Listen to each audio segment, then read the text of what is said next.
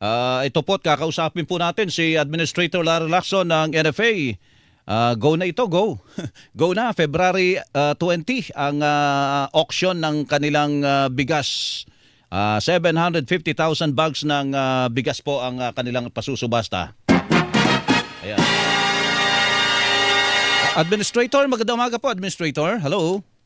Hi, good morning. Good morning, Melo, at sa ating mga taga-subaybay. Magandang umaga po. Opo. Talagang hindi nyo na pwedeng tanganan pa ito ng mas mahabang panahon, Administrator. Bakit to? Ano ba ang kalagayan ng mga bigas na are? Administrator. Well, etong mga bigas na ito naman, lahat ay dumaan sa masusing analysis.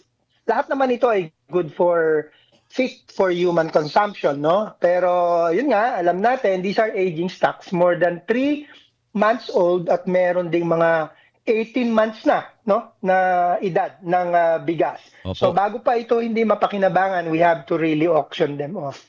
May mga binubukbuk na ba dito, Administrator?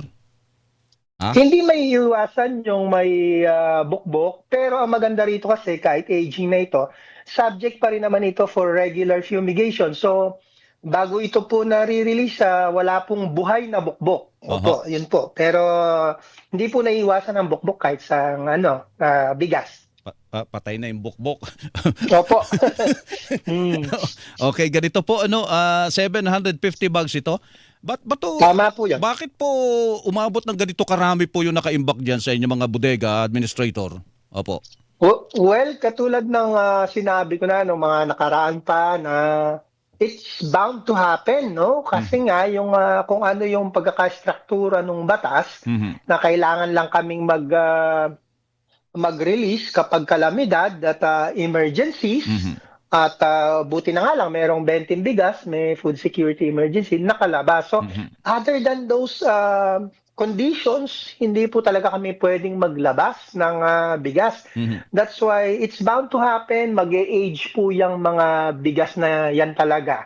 At dahil very limited ang reason for our distribution. At yun nga, yung last resort nga po ay auction. Opo. Administrator, magkano po ang ginastos nyo dito sa 750,000 bags na ito at magkano ang kikitain nyo? Makakasambot ba kayo ng dito? Ng yung pinuhunan ninyo? Makakabawi ba? Makakabawi? Opo. Parang ganun ba? Opo. Siguro, ang estimated namin, sana mabili lahat ito, nasa sa mga more than 900 million, mga roughly 912 million ang magiging proceeds nito. Opo. At ang presyo nito mula 22.52 I think hanggang 25 plus, no? Ang floor price. So sa ganong presyo po, kahit sabihin na natin at maximum of 25 pesos per kilo, hindi po natin mababawi ang ating puhunan dito. Yun po ang katotohanan dyan. O lugi po yan. Pero ever since naman po, lugi si NFA dahil po sa mandato niya. So, magkano talaga malulugi po sa inyo dito sa pagpapasubasta na ito, Administrator? Kung sa current buying price namin, tinataya namin na nasa 40 ang puhunan at current buying price, no? Opo. 40. Kung benching ko yan, may lugi na tayong 15 dyan, no? Yun ang dyan, rough computation dyan. Nako, Diyos ko po. So, saan nyo naman kukunin yung pambili kung lugi kayo dito?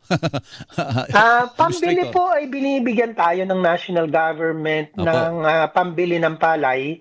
Yearly naman po yan, although hindi po ganun kalakihan.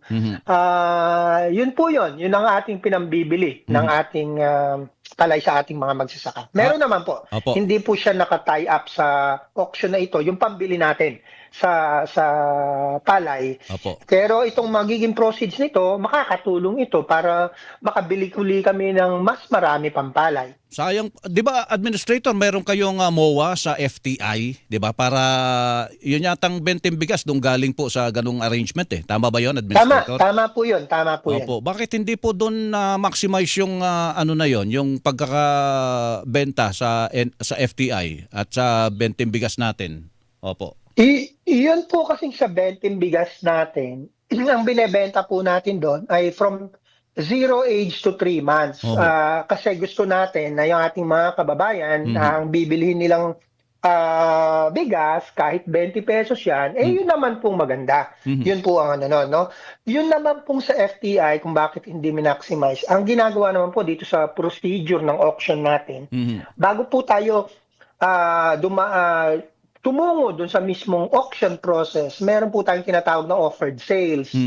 Sinulatan po natin ng FTI, at iba pang mga ahensya ng gobyerno, LGU, kung sino ang may interest. No? Meron naman po mga LGU na nagka-interest at ilang mga government agencies, pero ilan-ilan lamang po yan. So, tinuna po namin sila, siguro wala pa silang market or wala silang pagbibigyan, kanya po hindi gaano naubos yun. Opo, so hindi masyado, hindi nag-avail ang karamihan sa mga LGU. Ay ang ganito, Administrator, ang dami po ng mga kababayan natin naghahanap ng 20, 20 bigas.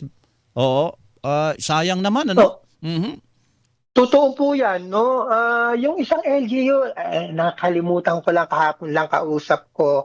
Sabi niya, nung initially nag-order ng 3,000 bags, tapos ngayon umorder uli ng 10,000 bags ng aging dun sa offered sale. Kasi nga, sa lugar nila, mahal yung bigas, no? And then, itong mga aging rice na good and fit for human consumption, hindi naman siya hindi naman ganun kapangit, talagang pinamigay nila sa kanilang mga constituents. Sana nga gayahin yung mga ganong sistema sa mahal ngayon at tumaas nga ng kaunti ang bigas.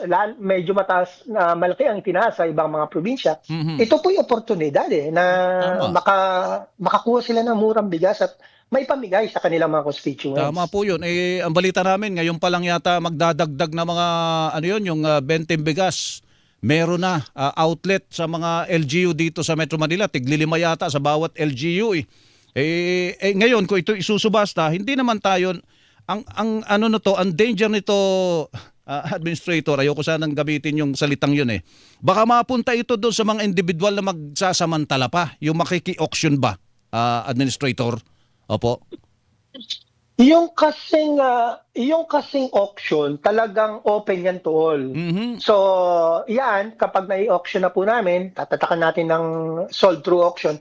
Wala na po tayong wala na po tayong pakialam kahit saan po nila dalhin, kung dalhin man nila sa merkado, dalhin nila sa feed milling, dalhin nila sa release nila, wala na po tayo doon, no? Tingin ko, it's bound to happen kung nag-participate sila sa auction. Pwede nilang gamitin kahit saan. Pero yung sa 20 bigas, very clear naman yon, kapag kumuha sa 20 bigas, ay mapupunta sa programa na 20 bigas meron na. Opo. Paano nyo masasala ang mga bidder na maganda ang kanilang track record, hindi sila yung kasali doon sa mga nag-hoard, sa mga nagsasamantala, Administrator? Meron bang ganon? May sistemang ganon ba? Una, tinitignan natin, lihitin mo bang mga negosyante ito, whether individual or korporasyon, may SEC registration or DTI registration ba? Yun po yung ating unang parameters. Pero to determine if kasama sila sa nag-hoard or napakahirap po nun kasi lalo na't nung nawala yung regulatory function namin, hindi na po natin alam yon kung nag-hoard sila or hindi. Pero sa panahon pong ito, tingin ko walang makakapag-hoard sa sobrang dami ng requirement at na-delay pa yung mga importation. Medyo, ang tingin nga namin, halos sakto lang ang mga bodega. Mahirap mag-hoard ngayon. Opo. Administrator, naniniwala ba kayo na sa gagawin nyo, 750,000 bags ng bigas ang inyo isusubasta? Pag yan po ay nai-release nyo, at ang inaasahan natin, sana ma-release sa mga palengke, bababa kaya ang presyo ng bigas po? Mataas po ang presyo ngayon ng bigas sa mga retail, Administrator? Ganito po, no? 750,000 bags. Although maraming tignan, hindi po sobrang dami para makapagbigay ng maganda-gandang pagbaba ng presyo ng bigas sa merkado ngayon. At saka medyo kung pag-uusapan natin yung kalidad ng mga bigas na nasa merkado ngayon, lalo na yung mga imported, medyo malayo po ang itsura. So, kung maibenta man yan sa merkado, magkakaroon lang ng option ng ating mga kababayan na mas mura, maraming mas mura Opo. na mabibili, may option na mas mura. Kasi Yun mas po. lumilitaw na mas maganda pa rin yung mga nasa palengke ngayon kaysa dito sa i-release nyo. Hindi naman ito napaka-inferior, sabi nyo, hindi naman ito bulok. Aging Hindi lang. po. Opo, Hindi aging po. lang. Hindi po. Kaya lang reality is kapag naglalaon ang Ang bigas, bigas. syempre nag-iiba po ng kaunti ang kulay, no? Oo.